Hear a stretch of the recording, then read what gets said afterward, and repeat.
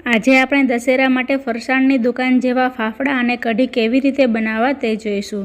ફાફડાને perfect બનાવવા માટે કઈ કઈ વસ્તુનું ધ્યાન રાખવું તેમજ હથેળીથી ઘસ્યા સિવાય 3 અલગ મેથડથી ફાફડા કેવી રીતે બનાવવા તે આપણે જોઈશું. જે લોકો પહેલીવાર ફાફડા બનાવતા હશે એના પણ સરસ સોફ્ટ અને ખાવામાં ખસ્તા બનશે. તો ચાલો બનાવવાનું શરૂ કરીએ. સૌથી પહેલાં આપણે ફાફડાનો લોટ બાંધવાનો છે. તો એના માટે અહીં 250 ગ્રામ એટલે કે 1 કપ જેટલો ચણાનો લોટ લીધો છે. આ લોટ મેં ચાળીને લીધો છે અને ઘરનો દળેલો લોટ છે. બહારના પેકેટના બેસનના ઉપયોગ વગર પણ આપણે સરસ બહાર જેવા જ ફાફડા બનાવીશું. તો એને એક મોટા વાસણમાં એડ કરી દઈશું અને સાથે સરસ કલર માટે ચપટી હળદર એડ કરીશું અને સાથે 1 ચમચી જેટલા અજમાને આ રીતે હાથથી મસળી અને પછી લોટમાં એડ કરીશું. અહીં તમે મરીનો પાવડર પણ એડ કરી શકો છો. હવે મોણ માટે એમાં 1 ચમચી જેટલું તેલ એડ કરી દઈએ અને એકવાર બધી વસ્તુને મિક્સ કરી દઈએ. આમાં મોણ વધારે નથી ઉમેરવાનું, નહીંતર ફાફડા તળતી વખતે એમાં તેલ ભરાઈ જશે. તો એકવાર બધું સારી રીતે મિક્સ થઈ જાય ત્યારબાદ આપણે એક વાટકામાં ચપટી જેટલો ખાવાનો સોડા લેવાનો છે. તમે ખાવાના સોડાને બદલે ગાંઠિયાના સોડાનો પણ ઉપયોગ કરી શકો છો અને સાથે સ્વાદ પ્રમાણે નમક એડ કરીશું.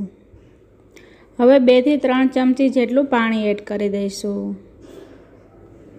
પાણી એડ કર્યા બાદ તેને ચમચીની મદદથી સારી રીતે ચલાવી અને મીઠું અને ખાવાના સોડાને ઓગાળી દઈશું.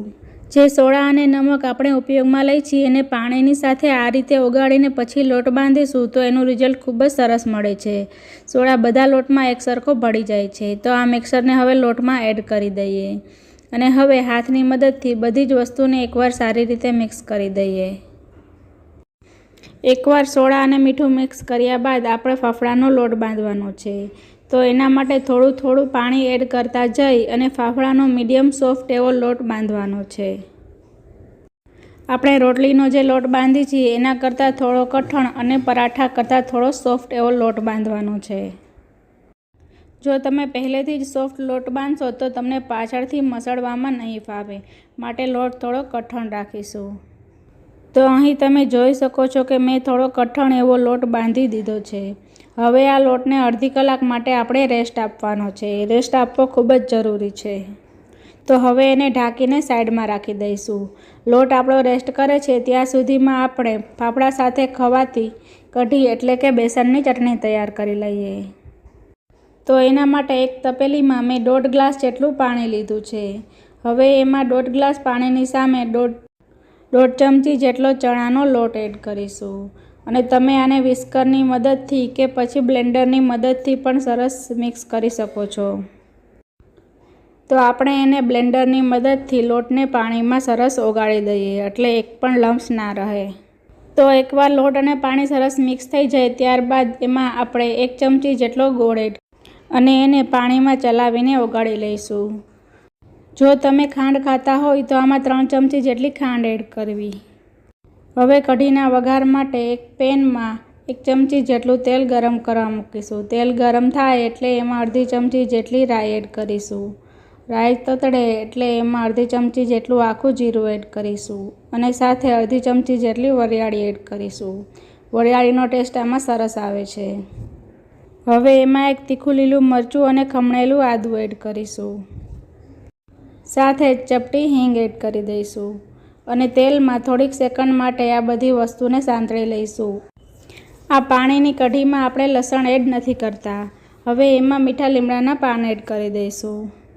સરસ તેલમાં બધું સંતળાઈ જાય ત્યારબાદ આપણે જે પાણી અને ચણાના લોટનું મિક્સર રાખ્યું છે તેને એકવાર ચમચીની મદદથી ચલાવી અને કઢાઈમાં એડ કરી દઈશું એટલે નીચે જે લોટ કે ગોળ બેસેલો હોય તે પણ બધો મિક્સ થઈ જાય.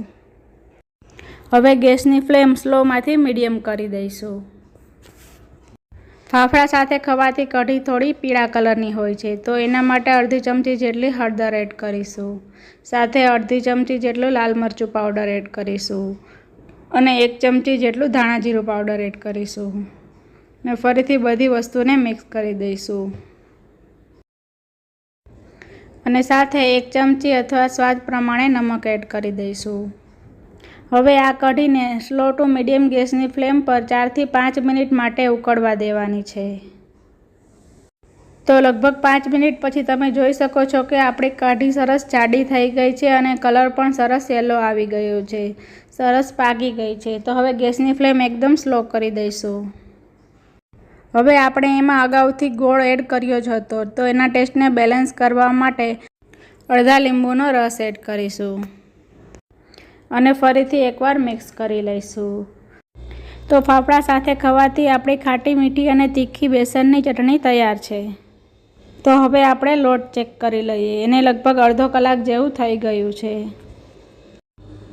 તો આ લોટ આપણે કઠણ બાંધ્યો છે, તો આપણે ખેંચતા આસાનીથી તૂટી જાય છે.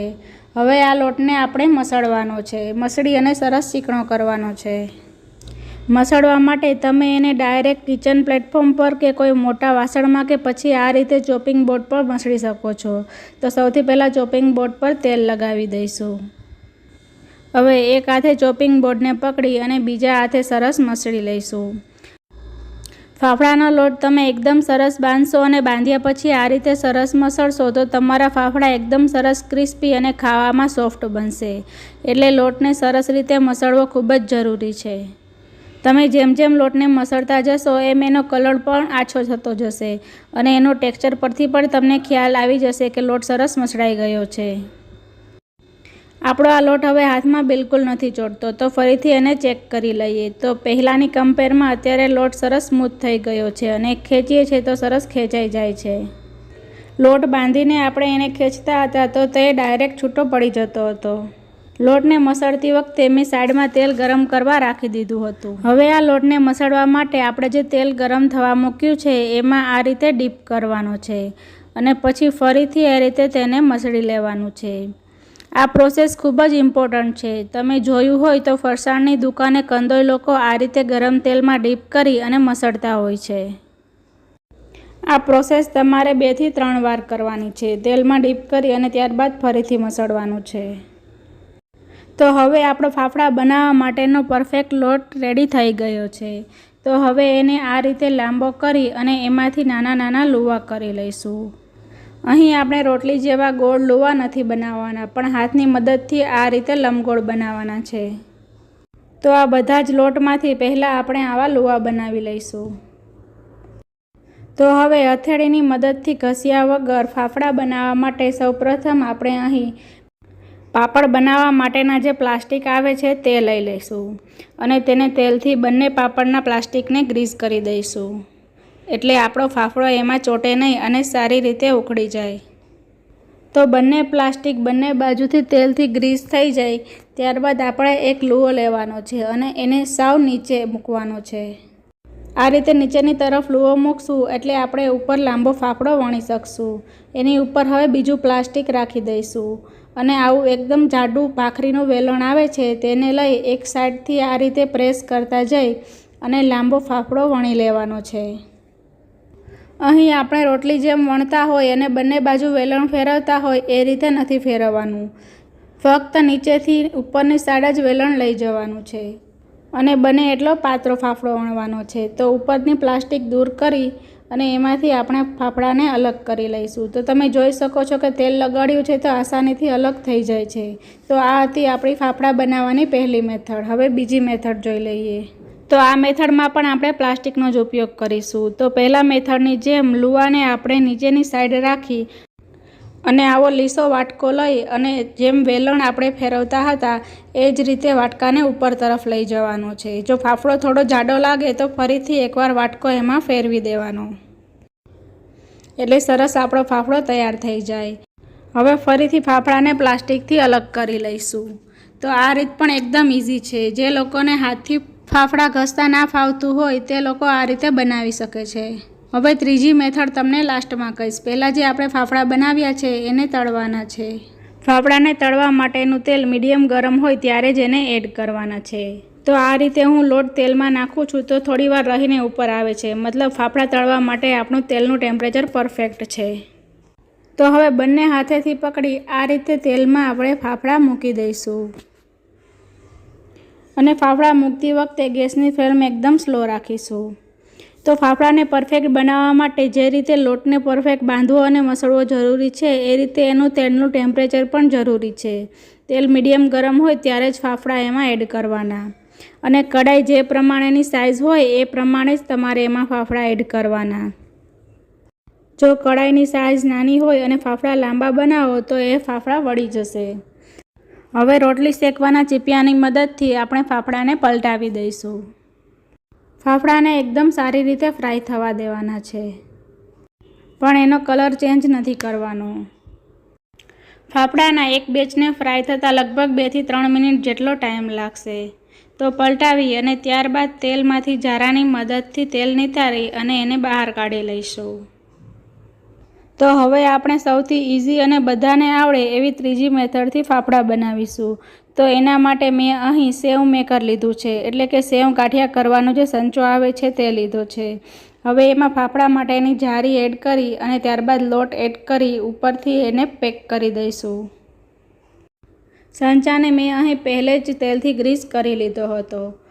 હવે સારી રીતે પેક કરી ત્યારબાદ કઢાઈથી થોડો ઉપર સંચો રાખી અને ફેરવી લેવાનો. ત્યારબાદ ફાફડા જેટલી લંબાઈના થાય એમાંથી તોડી અને કઢાઈમાં એડ કરતા જવાના. જો તમે ડાયરેક્ટ કઢાઈમાં પાડશો તો ફાફડા તમારા લાંબા નહીં બને અને વળી જશે. અને જે રીતે આપણે પહેલાં ફાફડા બનાવી છીએ એ જ પ્રોસેસથી એને પણ ફ્રાય કરી લેવાના છે. ફાફડામાં એવું નથી હોતું કે એકસાથે તમે બધા ફાફડા વણી લો અને પછી તમે એને તળો. જેમ જેમ ફાફડા વણતા જાઓ એમ તમારે સાથે તળતા પણ જવાનું છે. તો ફ્રેન્ડ્સ, જો તમને મારી આ ત્રણેય ઇઝી મેથડ ગમી હોય તો વિડીયોને લાઇક કરો, શેર કરો અને મારી ચેનલને સબસ્ક્રાઈબ કરવાનું ના ભૂલશો.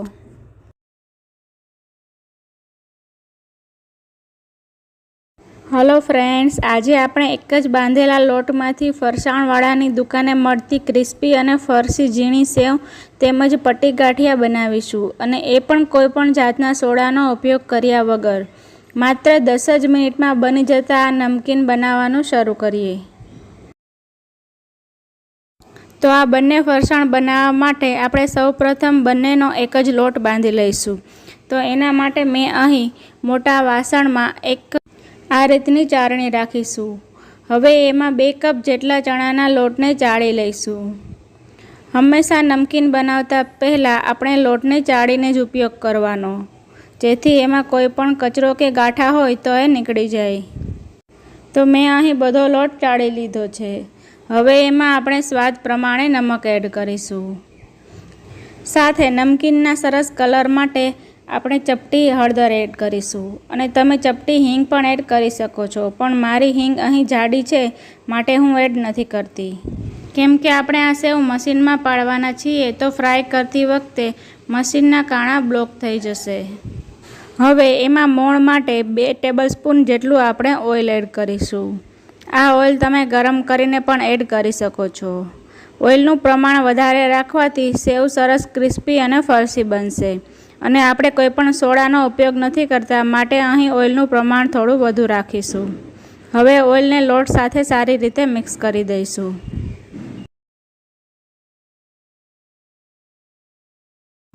હવે એમાં થોડું પાણી એડ કરતા જઈ અને આપણે એનો લોટ તૈયાર કરી લઈશું.